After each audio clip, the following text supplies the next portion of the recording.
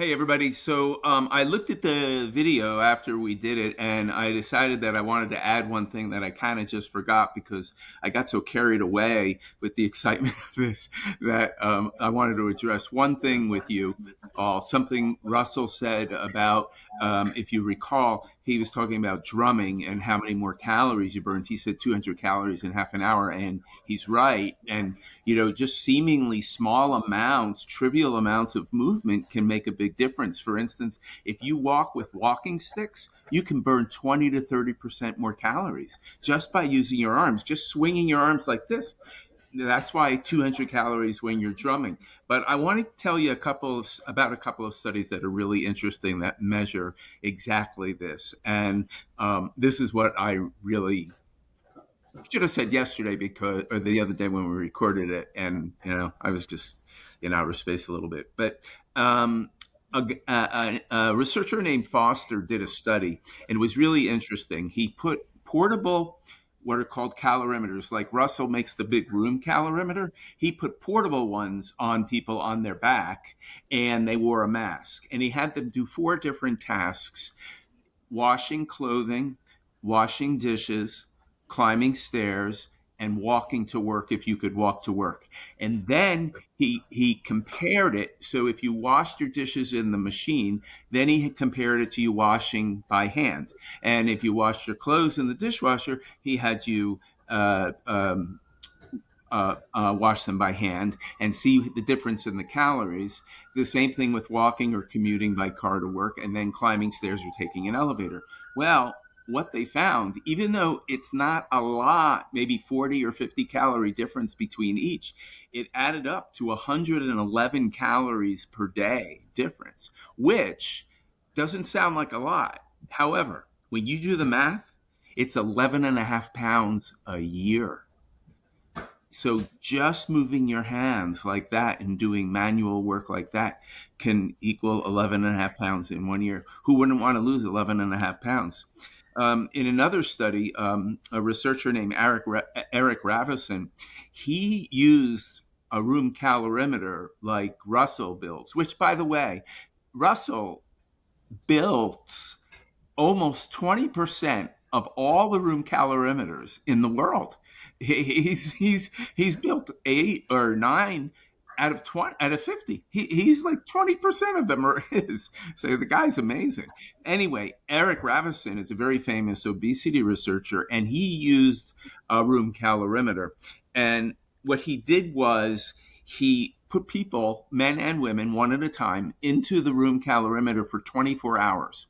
And they had motion sensors and all sorts of things. And as you remember, the calorimeter will tell you how many calories you're burning. And so what he found, really interestingly, was even though people are in this small room, the room was only 12 feet by 12 feet.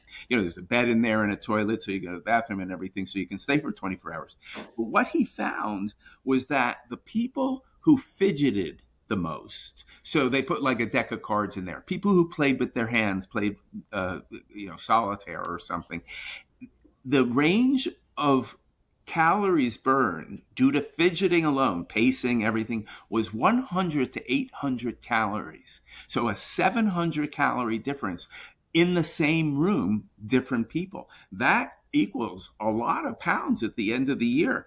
And they found also that when they were in the room calorimeter, that the difference in calories was anywhere. Some people burned only 1,300 calories, and some people burned 3,600 calories. And they attribute all of it to fidgeting, and the fidgeting they attribute to how much muscle these folks had, which is really important when you think about it, because when you lose weight, you lose fat and you lose muscle.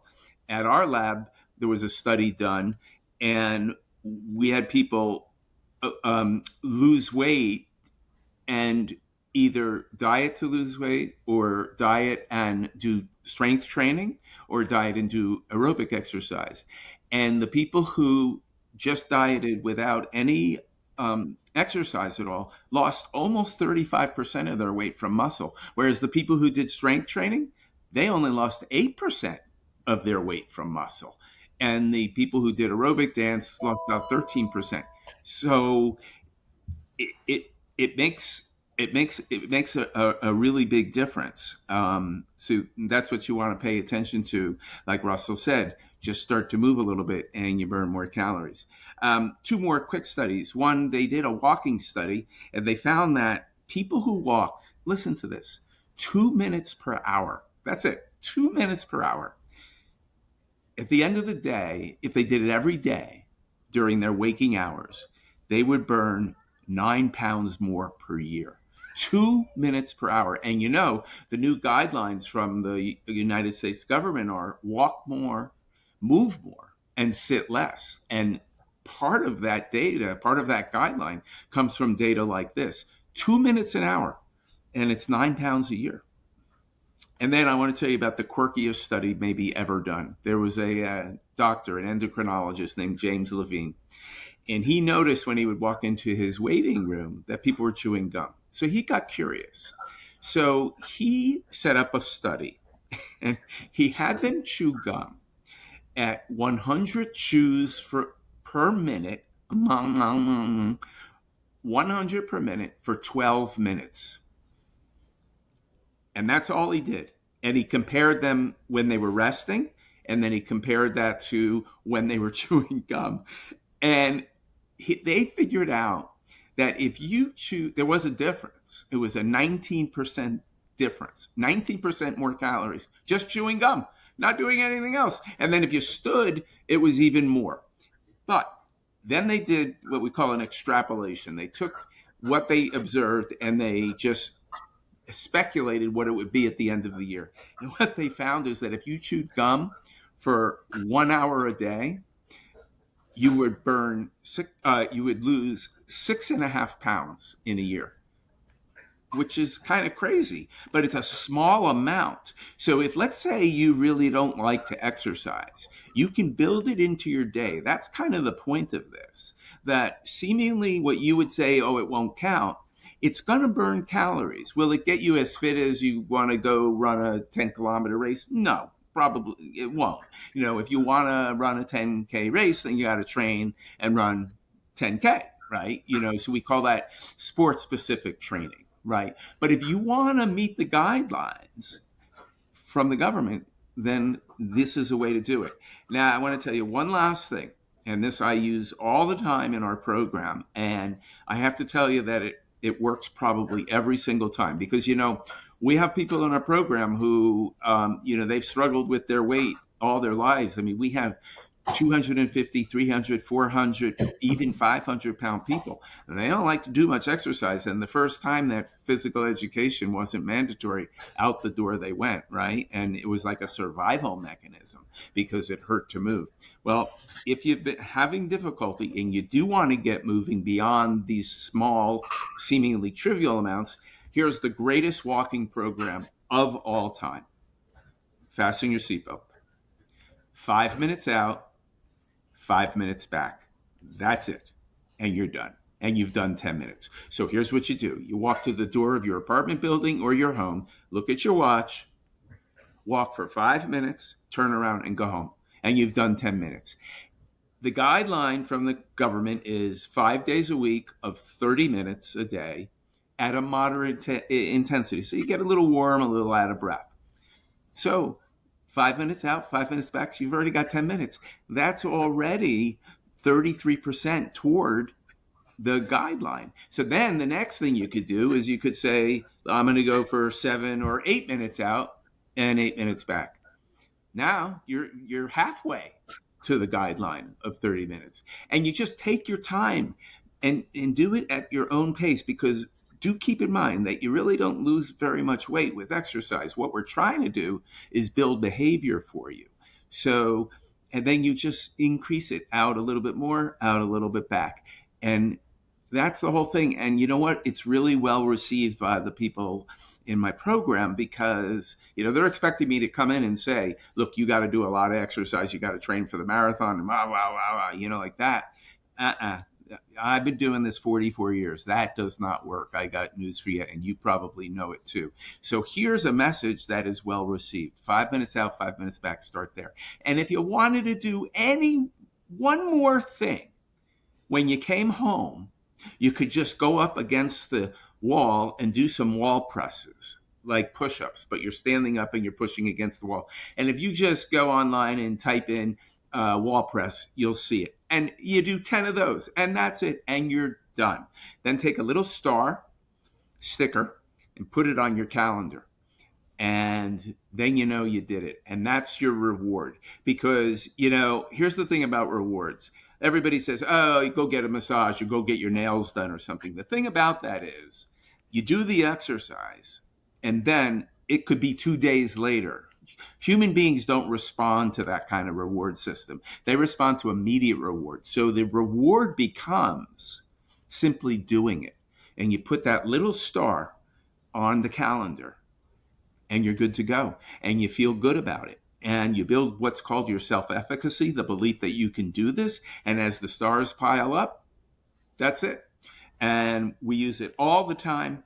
I didn't bring any slides for the podcast, I didn't think, because a lot of you are just listening and you wouldn't have seen it. But just imagine one of those big wall calendars with stickers. You could use gold stars or any kind of sticky you want. And every time you follow through, just put it on the calendar. And that's it. And the final thing, and this is it, and this is it. If you're waiting for the motivation to wash over you in the morning, forget it. We don't even use the word motivation. We use the word momentum. And here's why. Let's say you set a plan and you're going to do this 5 minutes out, 5 minutes back, 3 times in a week. Terrific. If you follow through and you succeed, you have done what we call build self-efficacy, the belief that you can. This is critical to think about.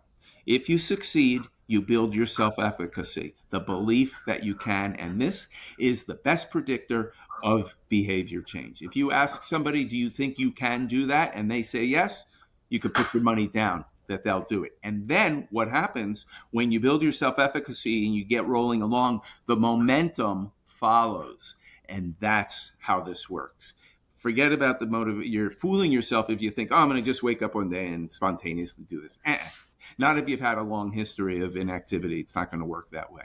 Okay, so that's it. So start with what's comfortable and do the 5 minutes out, 5 minutes back, and send me an email and let me know, because I'm telling you, it really works. We're going to have a couple people from our program on podcast. You'll hear them say the same thing. All right, that's all I got to say. I added a little extra here thanks to Alex, my buddy, an IT person who, believe me, if it weren't for him, none of this would be happening, because it took like 10 months or something for me to even learn how to use Zoom. And every time I have a problem with tech, all I do is call Alex. I've known the guy over 20 years.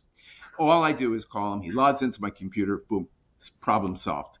He knows the answer. So I thank him for allowing me to come back and say what I wished I had said the first time, but I watched the video and I said, ooh, I wish I had said that. And usually I don't have that experience, but I happened to have it that time. But I think I got all caught up in the excitement of all the information we were giving you. So thanks a lot. And I remind you at the end of the video, but I'll remind you again, you can reach me at rich@transformationweightcontrol.com. Our website is transformationweightcontrol.com, and I'm happy to answer your questions. You can even make a free appointment with me on our website. Thanks a lot. Thanks for listening. Thanks for tuning in.